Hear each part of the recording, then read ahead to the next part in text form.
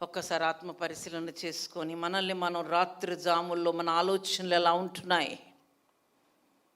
చింతలో, వేదనలో, బాధలో, దిగుల్లో కానీ ఉంటున్నాయా? రాత్రులు నిద్ర పట్టనటువంటి సమయాల్లో ఉంటున్నారా? రాత్రులు అనేకమైన కన్నీళ్లతో, దుఃఖముతో, వేదనతో గడుపుతున్న రాత్రులు మీ జీవితాలు కానీ ఉంటున్నాయా? అట్లయితే నువ్వు చింతించాల్సిన అవసరం లేదు.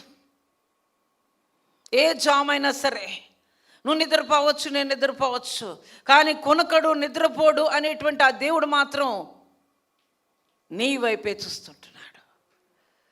ఆయన అన్నిటికీ కొనుకడు, నిద్రపోడు.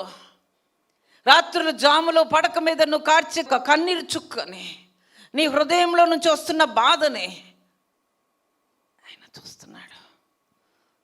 కాబట్టి రాత్రి జాములో నువ్వు చేయాల్సిందేంటి? క్రొవ్వు మెదడు దొరికినట్లుగా ఆయనను ధ్యానం చేసుకున్నట్లయితే ఆయన తెల్లవారిన వెంటనే మన హృదయం ఆత్మీయతతో నిండిపోతుంది.